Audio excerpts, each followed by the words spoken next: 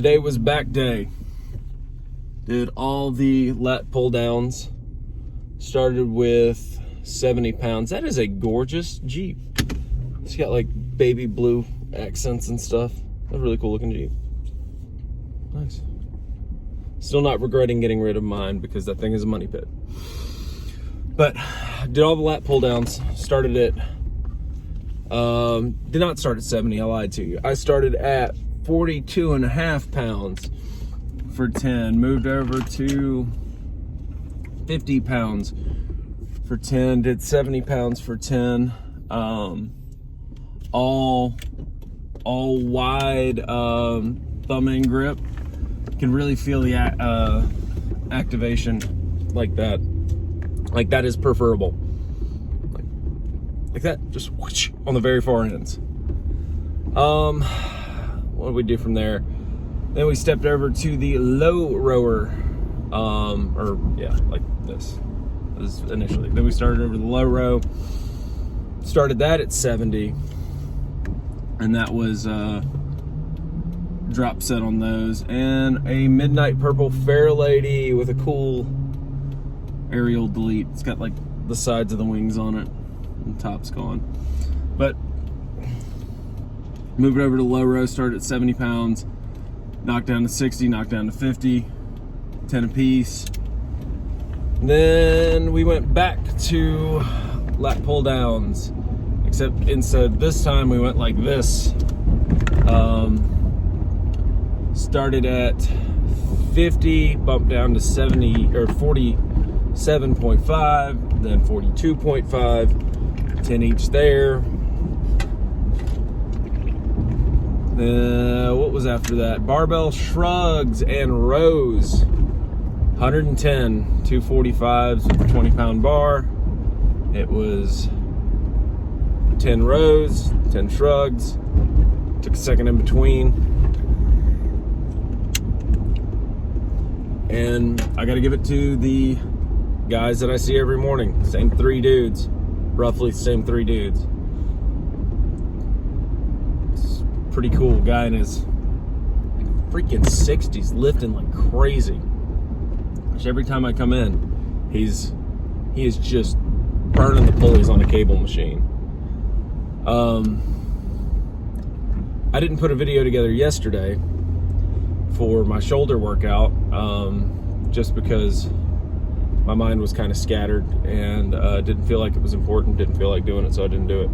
But I did go to the gym and did all the shoulder things.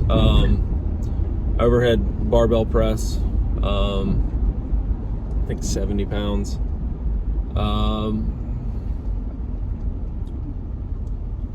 Lateral dumbbell raises,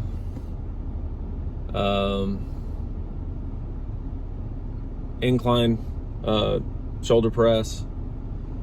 Don't remember the specifics on it. I should have wrote them down. I didn't even put them in MyFitnessPal, MyFitnessPal. Didn't put them in that, but I did do it, and I can tell you I felt my shoulders for a little while. I got a good sweat in. Got a lot of stuff done around the house. Woke up a little bit late, but overall it was very productive. So that's accounting for yesterday and today. Let's see, Friday morning. That was arms, I believe. No, I don't remember, but I did do Friday morning as well. I've got that one filmed and I'm gonna upload it. Then I'll do this one behind that. So I was looking at my gas gauge. Now that I've got my important stuff done, I'm just gonna air some thoughts. I was looking at my gas gauge and it's below where I like to keep it because I prioritized wrong things. So this is the thought I'm going.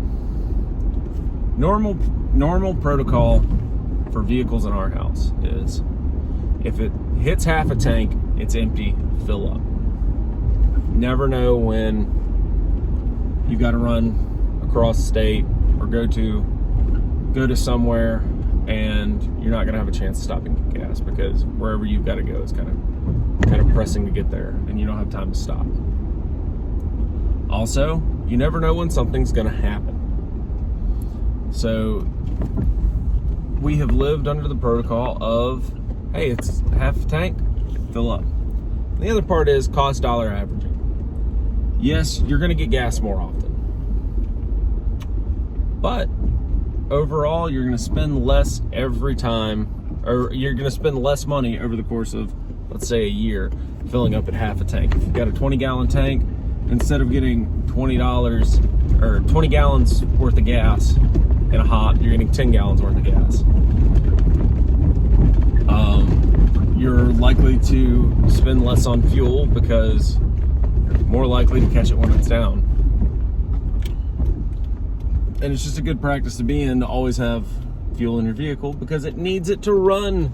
If you don't have gas in your car, you can't go anywhere. But I was remiss and should be chastised thusly that I have not gotten gas, so thusly I'm in a quarter of a tank. Thankfully, this gas gauge is a little bit off, which means I'm actually closer to half a tank. But I digress. We've moved over to, when you're at 3/4 of a tank, go ahead and fill up, because gas is $4.50 a gallon in the state of Mississippi. We have the third lowest state fuel tax, and it is $4.50 here. I don't know if your eyes are switched on or your ears are switched on, but it don't look like it's getting better anytime soon.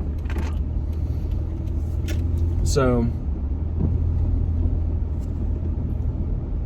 keep your eyes open for the things that are happening around you, and stick to your protocols of just your normal day-to-day life, the stuff you do every day. Because if you can stick to that, when shit goes sideways and you're having to implement making sure your generator runs, making sure you've got enough stuff in your freezer and fridge to where it doesn't have to run as long because you have a big thermal battery of cold items in there. You don't have to run your generator and the longest stuff.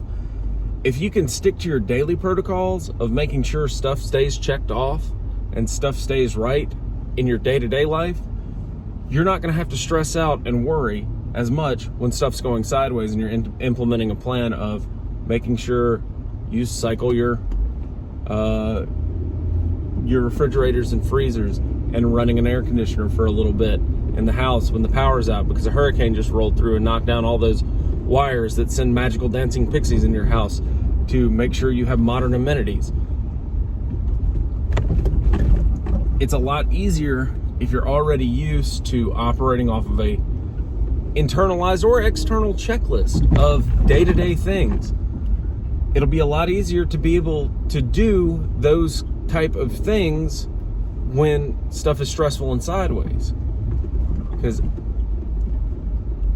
when you have a grumpy, hot, not hot, but grumpy, sweaty wife and an angry, upset kiddo because, they're uncomfortable, they're hot, and it's just miserable,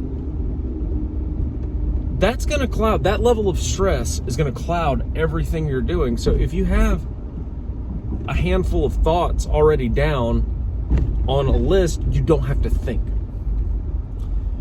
On your generator, write how much fuel it takes on the top. Write the type of oil you're putting in it. Write the amount of time it takes to cycle, the amount of time before oil changes. Keep a data sheet for when you check it, make sure it's still running, for when you change the oil. Keep all of that stuff together.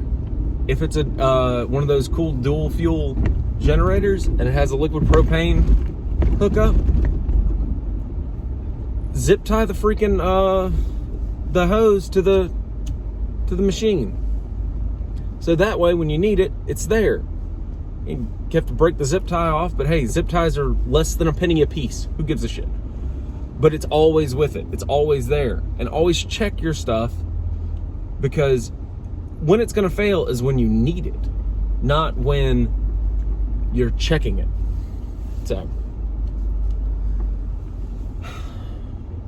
get your life in order and order your life. Just make sure you're doing the stuff that needs to be done and staying on top of all of your maintenance and all of that, because the only time shit wants to break is when you need it to work. So make sure you're on top of stuff. And I just parked on broken glass. All right, well, have a good one, guys.